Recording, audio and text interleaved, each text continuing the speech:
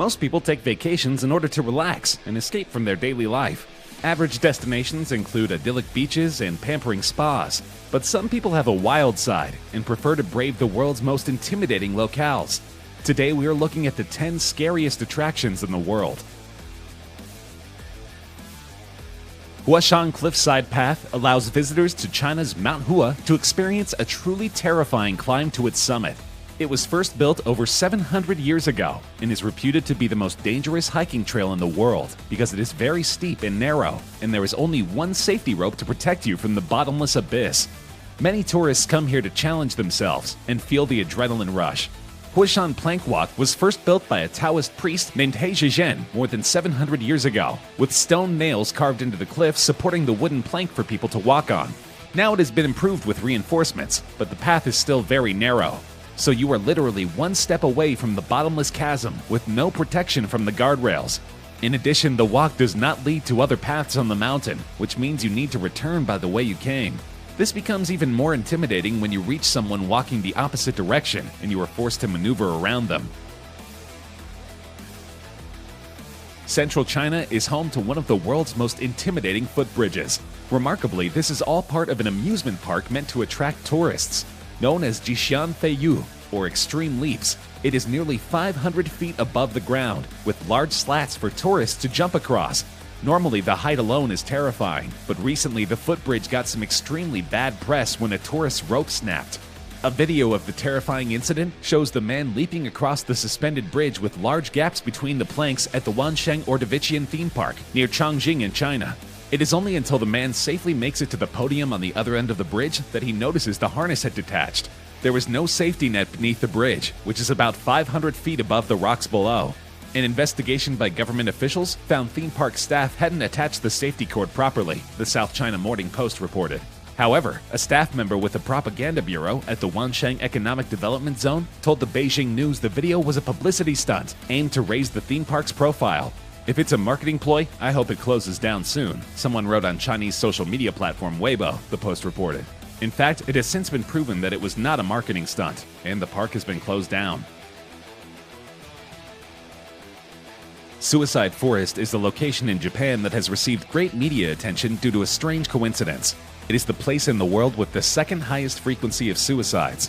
While the density of the trees and the often treacherous terrain in Aokigahara Forest make it hard to determine an exact number of suicides, the number of dead bodies that are found is shockingly high. In 2003 alone, 105 bodies were found in the forest. With a nickname like Suicide Forest, it seems like Aokigahara Forest is a hugely popular suicide spot, but it's actually not the biggest suicide destination in the world. The Suicide Forest is said to be the second most common destination for suicides, with the Golden Gate Bridge taking the #1 spot. Unsurprisingly, Aokigahara is reportedly haunted. The forest is reportedly inhabited by yurei, or ghosts with unfinished business, who are unable to enjoy peace in the afterlife. While many people attribute the strange behavior of their compasses to paranormal activity in the forest, there's actually a more logical explanation. Because of the high iron content of the lava on the forest floor, devices that respond to magnetism, like compasses, often move in strange patterns when near it. The Suicide Forest is so well known that it's frequently referenced in books, games, songs, and other media. The forest's worldwide notoriety has even given rise to mentions in countless popular films, including 47 Ronin, The Forest, and Gus Van Sant's 2015 Sea of Trees, featuring Matthew McConaughey. Volcano surfing, or volcano boarding, is a sport performed on volcano slopes. The most popular slope is the Cerro Negro near León, in western Nicaragua. Riders hike up the volcano and slide down, sitting or standing, on a thin plywood or metal board. Nicaragua is known as the land of lakes and volcanoes. It isn't by chance. There are 19 active volcanoes scattered around the country. Of these, a few surround León, and some are close to the Granada, Nicaragua tourist hotspot, and 2 make up Ometepe Island. This is the only place in the world where you can sit upright on plywood feet first and coast down a cindery flank of a still active volcano, says Nick Porter, an affable chain-smoking tour guide who left his job at a bank in Manchester, England in 2013, went traveling, and never returned. According to CNN, volcano boarding is listed #2 on the list of extreme sports you must do before you die. National Geographic Channel adventurer and journalist Zoltan Istvan credits himself with inventing the volcano boarding sport on Mount Yasur on the island of Tana in Vanuatu in 2002, though Istvan first visited the active volcano in 1995. He filmed his adventure, and it later aired on the National Geographic Channel in a 5-minute news segment.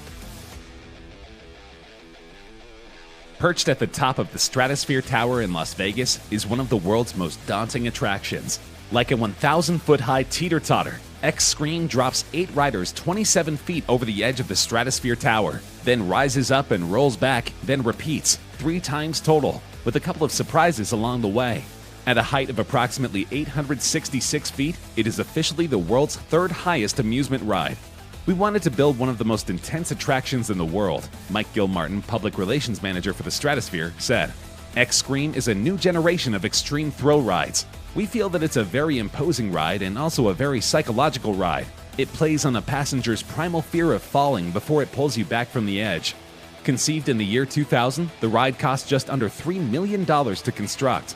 Construction of X-Scream began on the ground as various pieces were put together. The parts were lifted via helicopter, where they were assembled on top of the tower. The entire process of lifting the pieces and building the ride only took 2 hours, including a 40-minute refueling period for the helicopter. The total weight of the ride is 50,000 pounds, but nearly that much weight in the form of concrete and steel was removed to make room for the attraction. A few miles from the heart of Mexico City lies La Isla de las Muñecas, the island of dolls, where thousands of dolls hang from the trees. The island, located in the Xochimilco canals outside of Mexico's capital, is truly the stuff of pure terror. According to local legend, the island's caretaker, Don Julian Santana, moved to the island in the 1950s after abandoning his family. It was in the canals outside of the island that he found the dead body of a drowned girl and her doll. Convinced that her spirit haunted the island, Santana hung abandoned dolls he found throughout the canal as a way to appease the dead girl's soul. The dolls, strung up in the deteriorated condition that Santana found them in, continued to hold a silent vigil on trees and buildings throughout the island. Don Julian Santana began collecting lost dolls from the canals and the trash near his island home. He is also said to have traded produce he grew to locals for more dolls. Santana did not clean up the dolls or attempt to fix them, but rather put them up with missing eyes and limbs, covered in dirt, and generally in whatever ramshackle state he found them in. Even when dolls arrive in good shape, the wind and weather turn them into cracked and distorted versions of themselves. In 2001, Santana was found drowned in the river. Bethesda in the United Kingdom is home to Zip World Velocity, the fastest zip line in the world and the longest in Europe. It has been dubbed as the nearest thing to flying other than a skydive. It has clocked in speeds in excess of 100 miles per hour, found within its breathtaking spot more than 1,000 feet up. Expect adrenaline, stunning views across the Menai Straits, and possibly a few screams as you fly headfirst down a mountain. Before taking to the Big Zipper, try out the smaller but still thrilling Little Zipper to get a taste of the experience, reaching speeds of up to 40 miles per hour. According to the founder, the brand new experience features custom-made technology developed by our world-class team to increase speed, accessibility, and comfort for our riders and spectators alike. The zipline is so popular that the company has opened 2 more locations across the United Kingdom. With a steeper decline, Velocity 2 lets visitors travel from 0 to 60 miles per hour in under 10 seconds before reaching the top speed of 125 miles per hour, equal to the legal limit for standard trains in the UK, and 5 miles per hour faster than the speed at which you fall when skydiving. Zip World also has doubled the capacity of the zipline, meaning that 4 people can enjoy a flight at the same time. Sean Taylor, the co-founder of Zip World, said, "Velocity 2 is the fastest zipline in the world, and it's right here in North Wales, the adventure capital of Europe." Smack in the middle of Tennessee is one of the world's craziest attractions, a roller coaster zipline. The Flying Ox, located in Pigeon Forge, Tennessee, is the world's first cable-to-rail zipline roller coaster. According to a press release, the Flying Ox takes fearless riders 80 feet in the air for a 1,000-foot-long ride. Instead of traveling in a straight line, riders wind, drop, and soar through the air at approximately 15 miles an hour. The roller coaster zipline fuses the fast, free-flying sensation of a zipline with the ups, downs, and turns of a roller coaster, giving the rider the ultimate thrill of flying. Opened by Paula Deen's Lumberjack Feud Show and Adventure Park, the Flying Ox was inspired by the history of the Smoky Mountain logging industry. The theme park also includes a log roll and boom run, a lumberjack-themed ropes course, speed climb towers, and a simulated free fall from an 80-foot-tall jump platform. Colorado is home to another aerial attraction, the Royal Rush Sky Coaster. Sweep 50 miles per hour through the Rocky Mountain air in a free fall, momentarily dangling 1,200 feet above the Arkansas River on this one-of-a-kind attraction. This thrilling experience doesn't have the title of the world's scariest sky coaster for nothing. Ever since the Royal Gorge Bridge opened in 1929, humankind has sought to make what already is a hair-raising adventure even more of a thrill. They've done it illegally, parachuting off the bridge or flying under it in an airplane. Or they've done it legally by trying some of the park's eye-popping adventure rides. Several parachutists have jumped from the bridge illegally. It is not a feat that is encouraged due to the gorge's unpredictable winds. When it comes to legal thrills, perhaps the most frightening is the Royal Rush Sky Coaster. Dubbed the world's scariest sky coaster ride, it cost $600,000 to build and debuted in 2003. At the apex of the swing, it gives riders a view that is about 1,300 feet down into the gorge. A reduced gravity aircraft is a type of fixed-wing aircraft that provides brief, near-weightless environments for training astronauts, conducting research, and making gravity-free movie shots. Versions of such airplanes were operated by the NASA Reduced Gravity Research Program, and one is currently operated by the Human Spaceflight and Robotic Exploration Programs of the European Space Agency. The unofficial nickname Vomit Comet became popular among those who experienced their operation. How can weightlessness be achieved? The parabolic flight is an aerobatic maneuver that customers can also request during fighter jet flights. Only small parabola is possible there, and you can only float within the constraints of your seatbelts. Other larger aircraft allow thrill seekers to float for extended periods of time.